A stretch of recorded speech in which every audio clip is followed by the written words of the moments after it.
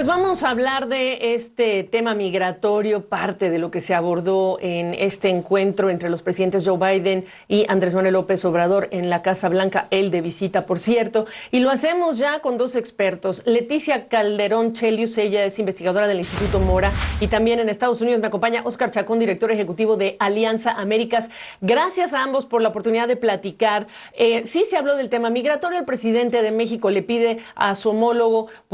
un plan migratorio atrevido. El presidente Biden, bueno, pues le contesta que hay que ser pacientes, estamos cerca de las elecciones intermedias, las posibilidades de que los republicanos, bueno, pues tomen control del Congreso. En ese contexto les quiero preguntar contigo primero, Leticia, de lo que escuchaste, ¿qué te pareció? ¿Está a la altura del desafío lo que se dijeron en público? Pues mira, Gabriela, buenas tardes y muchas gracias por la invitación. Me pareció muy interesante porque, bueno, obviamente al estilo de López Obrador, un abordaje primero histórico para ubicar bien el tema hacia lo que se quiere llevar. Y en ese sentido, bueno, como decimos en México, le dio el remedio y el trapito, porque la verdad es que se dijeron cosas muy concretas en términos incluso, por ejemplo, se podrían bajar aranceles de inmediato pensando en la situación económica que hay en ambos países, en realidad en el hemisferio, y me parece que sí apuntaba a cuestiones que pueden ser resueltas y que seguramente se están trabajando en este momento. En el tema migratorio, claramente, pues se puso el tema, que esta es una de las cosas que siempre está la duda, porque este es un tema doméstico, sabemos muy bien que está entrampado siempre en el proceso electoral estadounidense, donde pues acaban siendo rehenes los propios migrantes, y entonces claro, el presidente dice, con todo respeto, no puedo intervenir, pero ciertamente es un tema en el cual sería muy afortunado que hubiera certidumbre para esas millones de personas, que además lo dice en un plan pues muy afectivo, muy afectuoso, son personas honestas, decentes, que llevan años trabajando en ese país, haciendo esa gran nación. Entonces, yo creo que coloca un tema, se esperaba, que bueno, obviamente no es un tema que se puede resolver desde México, pero el ir y mencionarlo me parece que es muy acertado, se lee positivamente y justamente contradice a los que podrían ser los críticos en el sentido de que México pues no puede ir empujando también temas cuando, y lo agrego, pues en este panorama económico, decía yo, el presidente de México sí posibilita cosas muy concretas como ofrecer esta gasolina que se dice está ahí dispuesta para la población fronteriza, que en mayoría también es mexicana, y eso es algo que también hay que señalarlo. Es importante que también se colocan algunos otros temas que han permitido que se avance en este acuerdo complicado entre los dos países. Por ejemplo, el hecho de que México, y se reconoció por Biden, incrementó el número de visados para centroamericanos que radican hoy en nuestro país, Gabriela. Tú sabes que a mí, Leticia, me parece que esa observación de la gasolina más barata es regalarle un punto político a un presidente que ha recibido de los republicanos todo tipo de críticas justamente por el tema de la gasolina, que hasta cierto punto el presidente Biden no puede ni controlar por la guerra en Ucrania. Pero a ver, Óscar, ¿tú coincides también con que estuvo a la altura? Y hay que recordar que este es el mensaje que se da ante la prensa. Esto no es el mensaje a puertas cerradas entre ellos.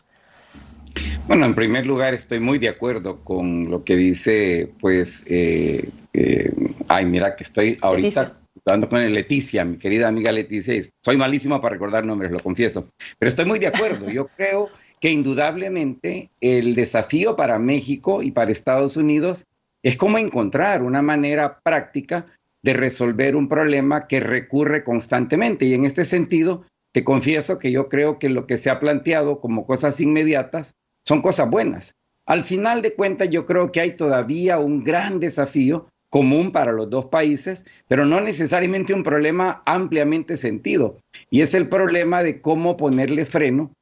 a la creciente desigualdad económica, a la creciente sensación de inseguridad sobre el futuro, y que en el caso de México cobra pues agravantes peores, como es el caso de la inseguridad ciudadana. Y en este sentido, yo creo que ahí hay desafíos grandes para ambos países. Creo que también es importante destacar que lo único que prácticamente se puede hacer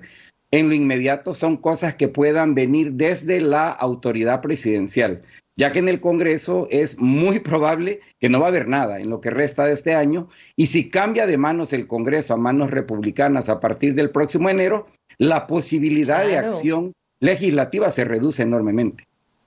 Sí. Ahora, se habló desde México, lo sabes, Leticia, de esta posibilidad de entregar 150,000 visas de trabajo. Lo que se escuchó dentro de lo que dijeron los mandatarios es a Biden defender que hay un récord de 300,000 visas H-2 para trabajadores mexicanos, que también se han llegado a niveles históricos para trabajadores centroamericanos. Hasta ahí llegaron, Leticia. Sí, y tienes razón, Gabriela, en que quién sabe cómo está el subtexto en el sentido de lo que se están acordando, lo que se habló en corto, pero ciertamente el gobierno mexicano, digo, y el mundo entero tiene un punto en el sentido de que acá se ha reiterado mucho el tema demográfico en Estados Unidos y sabemos muy bien que después de este periodo que se llamó la gran renuncia en Estados Unidos, muchas personas salieron del mercado laboral y ni siquiera ahora se han logrado recuperar. Entonces, en ese sentido, sabemos muy bien que el tema migratorio es el motor económico que mueve muchas de las, áreas de la economía estadounidense y claramente, más allá de los números, yo había incluso escuchado números más altos, pues a mí lo que me parece es que ir a colocar el tema y no hacer, no ser omisos en el sentido de creer que para Estados Unidos no es una cuestión realmente prioritaria y tú decías un comentario que me parece súper interesante. Ahora podrían atacar a Biden porque con lo que dijo López Obrador. No, perdón, a Biden lo van a atacar con lo que haga o no haga. Entonces, no importa con qué. El llamado de López Obrador me parece muy interesante de decirle, pues aviéntese, porque al final de cuentas sí está en juego lo que sigue en su propio gobierno y finalmente son tiempos para ser valiente y son tiempos como para arriesgar, sobre todo en la apuesta de que pudieran continuar como gobierno a futuro. Pues sí, suena muy bien decirle a un presidente de Estados Unidos que sea valiente y lo escuchamos desde cuando ocurrió con Obama, lo escuchamos cuando Trump, aunque Trump hay que ponerlo un poco entre paréntesis, y ahora lo tenemos a Biden. Y si en los tiempos de la crisis financiera en Estados Unidos en 2008 tampoco se logró una reforma inmigratoria, este pedido que hace el presidente de México puede sonar muy loable, pero parece que encuentra más rápido una puerta que encontrar una vía para que se concrete, ¿no, Oscar?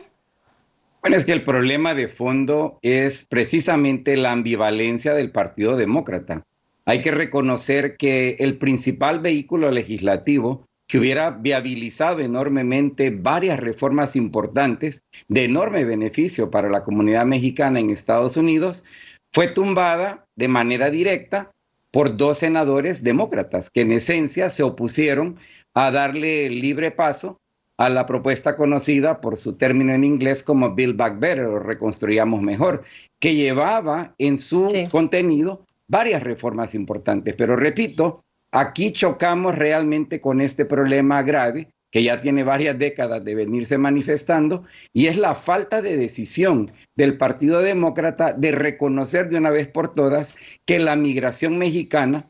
y el resto de la migración ha sido una verdadera bendición para los Estados Unidos de América. Hay que recordar que a final del mes de junio habían más de 11 millones de puestos de trabajo vacantes en Estados Unidos y aún así no se encuentra el valor para realmente tomar estas posturas valientes. Sí, es tremendo y no estamos hablando ni siquiera de los 12 millones de mexicanos que ya se encuentran en Estados Unidos, por ejemplo, y la aportación que hacen a esta economía. Es un tema que no podemos desahogar en tiempos de televisión, pero a ambos, Leticia Calderón, Oscar Chacón, gracias por la oportunidad de su análisis. A ustedes. Muchas gracias.